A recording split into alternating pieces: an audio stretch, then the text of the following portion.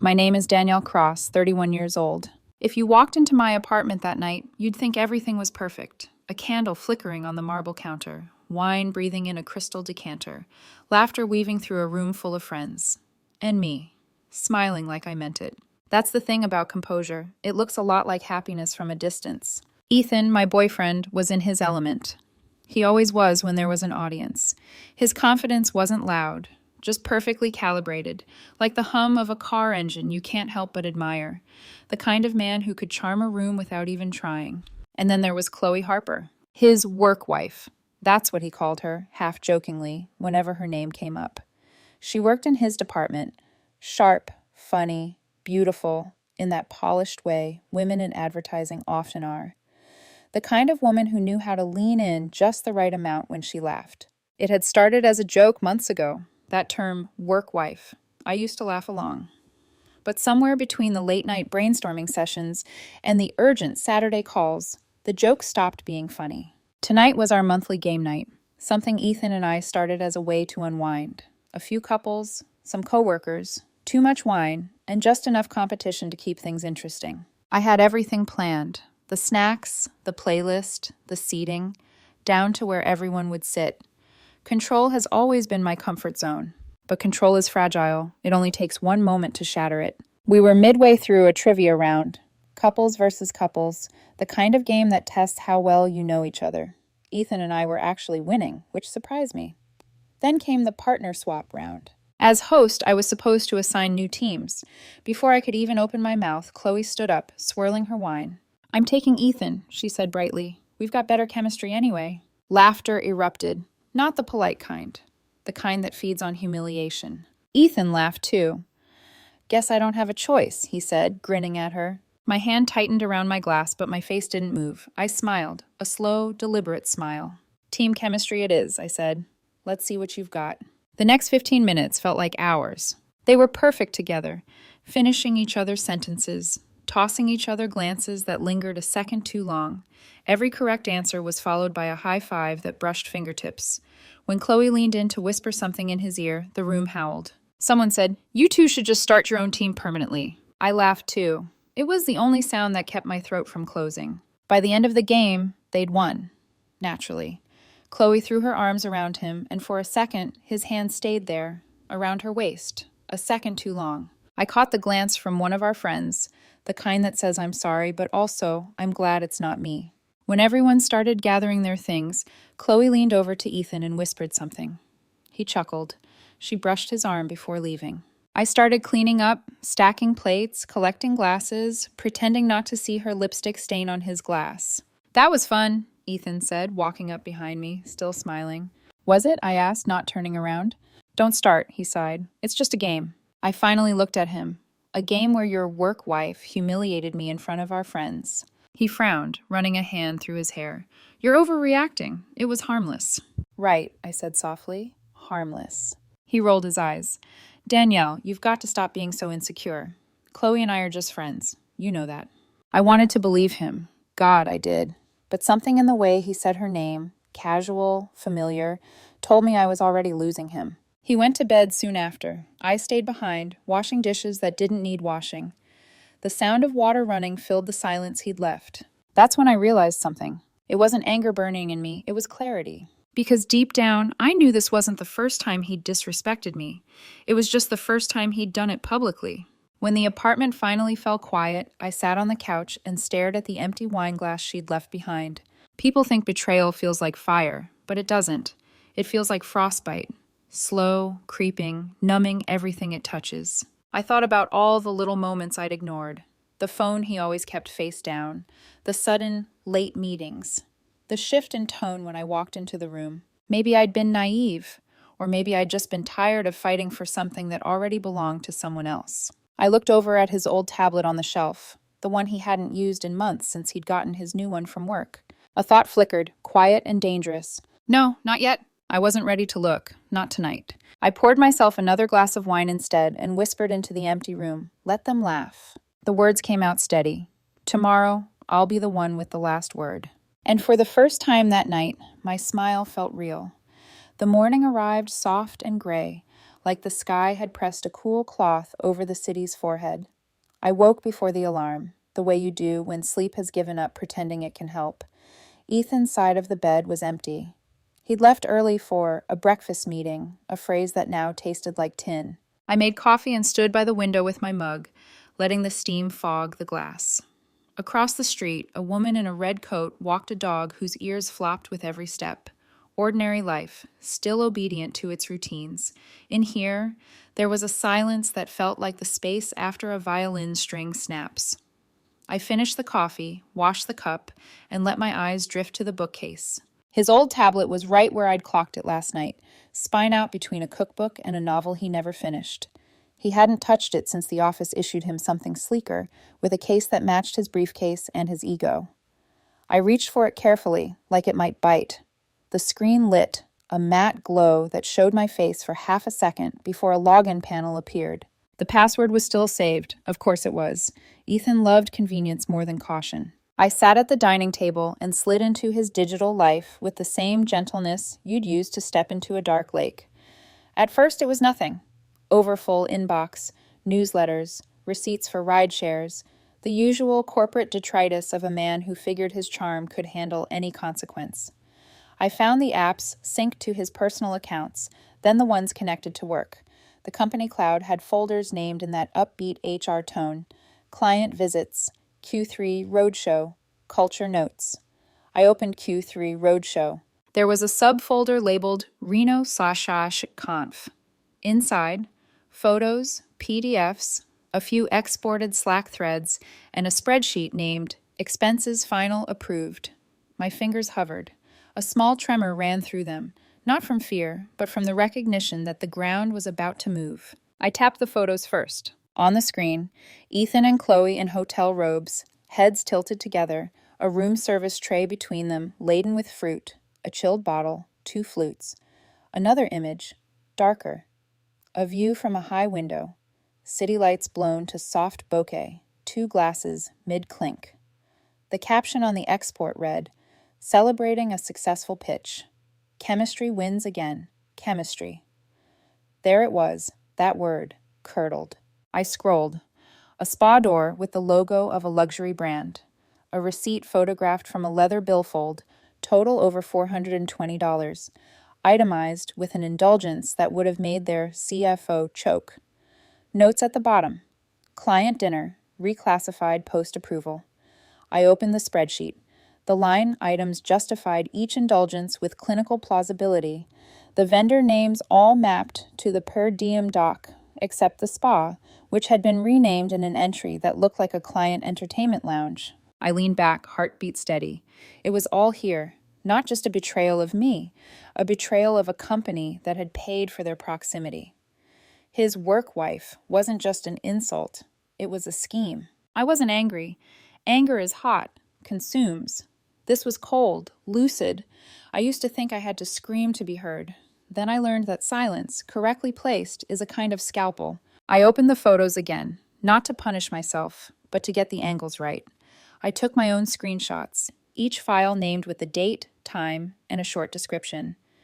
Reno/robes breakfast.png, bokeh/toast, png, spa door logo, ng, receipt/lux, steakhouse, png. I captured the spreadsheet and the Slack export too. Chatter from after hours.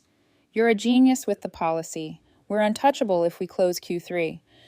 I saved everything to a fresh folder on my drive, titled Documentation. I backed it up to a separate thumb drive for good measure and slid that into the small pocket of my wallet. Then I drafted the email. 2. Head of People Operations, the name I remembered from a company podcast Ethan had played in the car. Her voice bright with the optimism of compliance. Subject line, regarding code of conduct and expense policy. I kept my tone professional and factual, devoid of vengeance. I identified myself as Ethan Ward's long-term partner. I explained that, after recent personal concerns, I discovered potential ethics violations from a company business trip, miscategorized expenses for personal services and luxury dining. I included the screenshots, labeled and numbered. I referenced their public commitment to transparency following last quarter's widely covered internal audit, an audit meant to restore trust.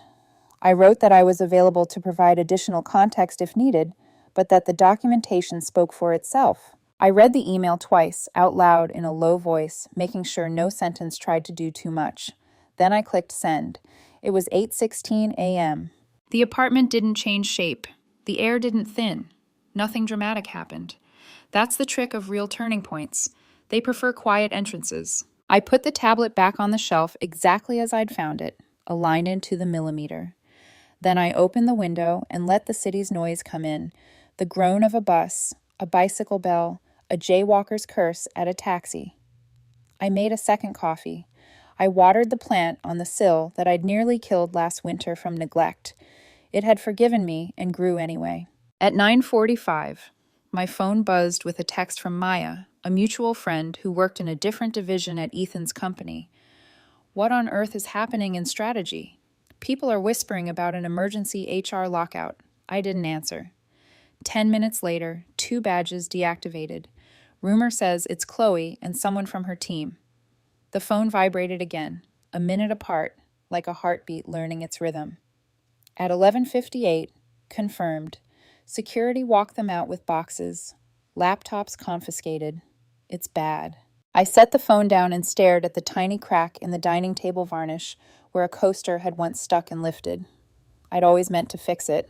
I ran my finger along it, the imperfections smooth now from years of touch. Relief didn't arrive with trumpets.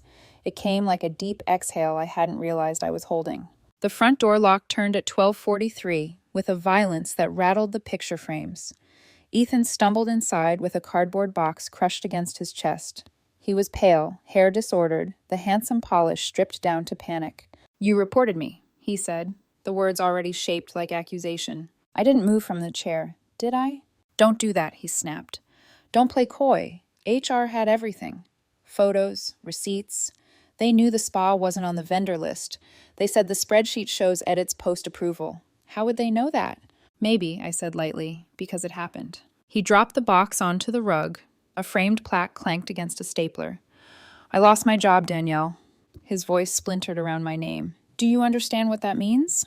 "I understand that you broke rules you signed," I replied, calm as if reciting a weather report, "and you invited someone into our life who helped you do it." He stared at me, mouth open, like a man waiting for a line the playwright forgot to write. "You're unbelievable." "Am I?" He inhaled like he might lift the roof with the air. "We did one thing wrong. One, and you go nuclear? Over what, a couple of jokes at game night?" "If it were just jokes," I said, "we wouldn't be talking. You did not respect me. That's one problem. But you also defrauded the place that pays your rent. That's a different problem." I only introduced the two. Color rose in his cheeks, ugly and splotched. He jabbed at his phone. "Chloe will back me up. She'll tell HR we had client meetings. She'll fix it." He put the call on speaker without asking, confidence fraying into need. Chloe answered on the second ring, her voice tight. "Ethan, I can't talk." "They fired us," he blurted. "Both of us. Someone reported the Reno expenses. I need you to come pick me up." A pause, then colder. "Pick you up? Are you kidding? My husband is home." The word hung there, husband. Ethan blinked, the floor shifting under his eyes. "You said you were separated." "I said a lot of things," Chloe snapped. "And I told you to keep the spa off socials. You wanted the clinks and captions. Now look." "So you're not going to help me?" he asked, disbelief reverbing like a struck bell. "I'm not setting my life on fire for you," she said. "Delete my number." The line clicked dead. Ethan stared at the phone like it might apologize. Something in his face sagged, ego shedding its armor and revealing a frightened animal. He looked around our living room as if certain a door would appear where a wall had always been. "Danielle," he said finally, voice softened to boyhood, "we can fix this." "We?" I stood, the chair legs whispering across the floor. "There hasn't been a we for a long time. You just didn't notice." He opened his mouth, closed it. The silence stretched, unkind and accurate. I walked past him and pointed gently toward the box. "You should pack the rest of your things." His jaw worked. "You're really doing this? After everything I've done for us?" "You mean after everything you took," I said. "From them, from me." He looked ready to argue, to charm, to rage, cycling through his old tools like a locksmith who suddenly discovers none of the keys fit. He didn't move. I went to the bedroom and began gathering his shirts from the closet, a careful choreography that felt less like eviction and more like archaeology, removing artifacts that no longer belonged to the living. When I returned, he had sunk onto the couch, elbows on knees, head in his hands. I set the folded stack beside the box. "You can stay until you find a hotel tonight," I said, "but you're not sleeping here." He didn't answer. The apartment filled with the soft, domestic sounds of a life dividing. Drawers opening, zippers rasping, the distant hum of traffic. By 6, his things were stacked by the door. He stood, shoulders bent, and stared at me like a man glimpsing a country he can no longer return to. "Where will I go?" he asked. "I imagine," I said, "you'll figure it out. You always do." He lifted the box. The door clicked shut behind him. In the quiet that followed, I felt neither triumph nor grief, only a stillness that had weight and shape. I lit a candle and let the wax begin its slow collapse, the flame steady, unbothered. My phone buzzed on the table, a text from Maya. Heard he and Chloe were escorted out. People are stunned. You okay? I typed, I will be. Then I put the phone face down, not to hide anything, but because I didn't need to look away anymore. Outside, the sky deepened to a solemn blue. Somewhere a siren threaded the distance. I sat and listened to the clean hum of a room that belonged only to me. The last of the day folded itself like linen, neat and earned. Tomorrow would bring its own negotiations, but tonight I had the last word. The next morning arrived quiet, too quiet, like even the light didn't want to intrude. Ethan's absence was a shape that finally fit. His toothbrush still leaned in the holder, an echo of someone who used to think this was his home. I made breakfast the way I always did. Eggs, toast, black coffee, except this time I ate in peace. But peace has a way of feeling suspicious when you've lived too long with tension. By noon, my phone vibrated again. Not a call, a message. "Ethan, you destroyed my career. You're not even sorry." I stared at it for a long moment, thumb hovering. Then I set the phone down and went back to my meal. I'd learned that silence sometimes says everything. At 2 p.m., the inevitable pounding came. I opened the door. He stood there, eyes bloodshot, the color gone from his face. His tie hung loose, his shirt wrinkled, a man reduced to the wreckage of his own design. "You can't just ignore me," he said. His voice cracked. "I lost everything. My job, my friends. Do you even care?" I leaned against the frame. "You should have thought about that before you gambled everything." He laughed, but it wasn't humor. It was disbelief. "You're enjoying this, aren't you? Seeing me like this. You wanted revenge." "No," I said softly. "I wanted honesty. You gave me exposure." He stepped closer. "Do you know what it's like to have your name dragged through internal memos? To have HR call you a liability?" "Yes," I said, "I do. I lived that every day while you lied to my face." He stared at me, trying to summon that familiar arrogance, but it didn't come. His next words came out smaller, thinner. "Chloe's not talking to me. Her husband found out. He's threatening to sue. She's blocked my number." "Sounds like she moved on fast," I said. He flinched. "You think this is funny?" "I think it's poetic." He ran a hand through his hair. "I don't have anywhere to go. Can I just stay for a few days? Until I figure things out?" I looked around the apartment. My apartment now.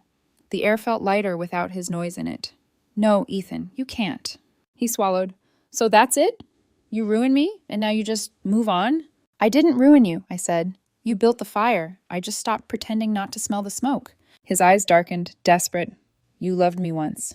"Yes," I said. "Once. Before you made love a competition, I could never win." He stared, jaw tight. Then he picked up one of his boxes from the corner, the last one he hadn't taken yesterday. It was full of shirts and half-folded memories. He stood in the doorway, box in hand. "You'll regret this," he said. "People always regret losing me." "Maybe," I said, "but not tonight." He left without another word. The door clicked shut, and something deep in me uncoiled. I didn't cry. There were no tears left to offer, just quiet, thick, complete, sacred. I spent the next few hours reclaiming the space, washed the sheets, changed the lock code, wiped the kitchen counter that had been his stage. Every corner I touched felt a little more mine. That evening, the sun slipped low over the skyline, gilding the apartment in gold. I sat on the couch with a glass of wine, the same vintage from game night, and watch the city turn to dusk. My phone buzzed again. Another text from him. Ethan, you owe me. 3 years of my life. I decorated that apartment. My sister's a paralegal. She says I have rights. I read it twice. The entitlement was almost comforting in its predictability. There it was again, the refusal to see himself as the architect of his own downfall. I didn't bother replying. I blocked his number. The next morning, I woke to silence that didn't ache. I poured coffee and opened the windows wide. The city noise rushed in, alive, indifferent, honest. I liked that about it. In the days that followed, mutual friends texted their sympathy in cautious doses. Some had seen what happened coming. Others pretended they hadn't laughed that night. Chloe resigned quietly from the company. Word spread that her husband had filed for separation. I didn't celebrate. I didn't need to. Justice doesn't always need applause. Sometimes it just needs to breathe. Weeks later, I walked past the same bookstore where Ethan once met me after work, and for the first time, I didn't flinch at the memory. Pain had lost its audience. That night, I wrote in my journal, "Freedom doesn't roar, it hums," like a room that finally stopped echoing with someone else's noise. I looked around at my apartment, bare, clean, steady. This was peace, not the fragile kind that depends on someone's promises, but the kind you build yourself, one boundary at a time. I blew out the candle on the counter, the same one that had burned through all the lies and laughter. The room darkened, but I wasn't afraid of the quiet anymore. As I walked to bed, I whispered to the darkness, "Never mistake a quiet woman for a harmless one." And for the first time in a long, long time, I slept without looking back.